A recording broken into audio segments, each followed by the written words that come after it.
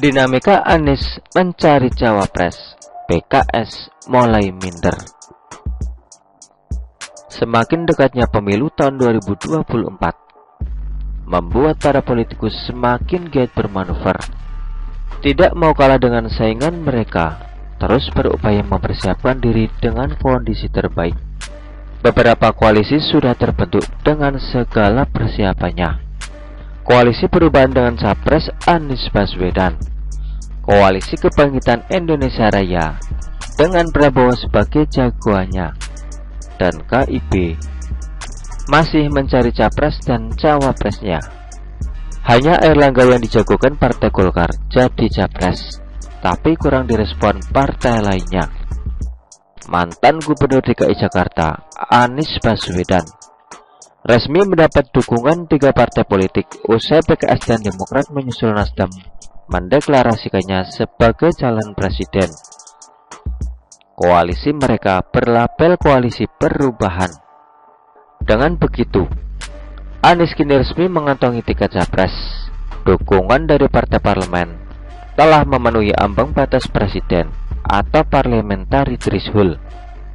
Meski demikian, Anies belum menentukan calon wakil presiden atau cawapres yang akan mendampinginya melenggang di panggung Pilpres tahun 2024. Nah, pencarian cawapres Anies cukup menarik disimak selain kubu Prabowo dan lainnya. Perbincangan atau pernyataan pencarian cawapres Anies pun dilakukan oleh elit partai politik pendukungnya.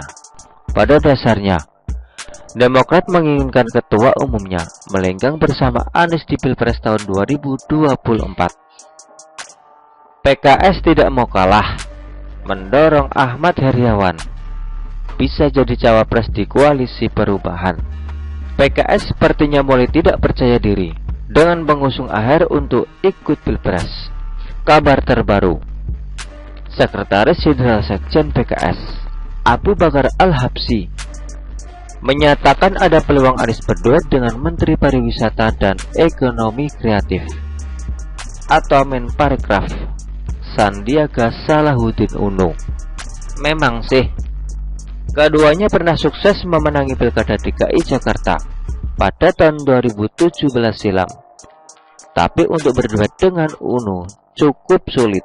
Pertama, Sandiaga Uno merupakan anggota partai lain, sehingga harus izin dulu dengan Partai Gerindra. Tentu saja hal ini tidaklah mudah, apalagi Partai Gerindra sudah mutlak menjagokan Prabowo Subianto jadi capres. Sejak dirumorkan akan pindah ke P3, Sandi menyatakan tetap setia di Partai Gerindra serta patuh kepada apapun keputusan partai. Termasuk saat ini Partai Gerindra fokus mencalonkan Prabowo jadi capres. Jika Koalisi Perubahan menginginkan Sandi jadi cawapres, maka harus berhadapan langsung dengan Partai Gerindra dan Prabowo Subianto. Tentu saja tidak mudah.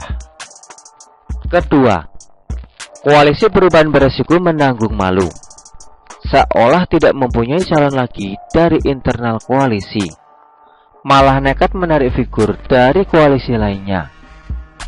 Ketiga, di beberapa berita Anies Baswedan terlihat cukup intens bertemu dengan Ketua Umum Partai Demokrat.